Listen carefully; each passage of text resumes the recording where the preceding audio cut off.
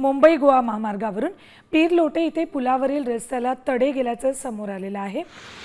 गोव्याकडे जाणाऱ्या मार्गावर रस्त्याला तडे गेलेत, भेगा पडलेल्या आहेत। कालच मुंबई गोवा महामार्गावर कळवणीमध्ये महामार्ग खचल्याचं समोर आलं होतं।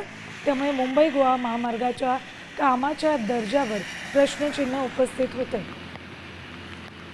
याआधी कळंबणीजवळ सुद्धा रस्ता खचला होता आणि आता पीर लोटे इथे सुद्धा पुलावरच्या रस्त्याला तडे गेले आहेत। काय दर्जाचं काम महामार्गाचं झालेलं आहे ते या भेगांमधून, तड्यांमधून स्पष्ट होते।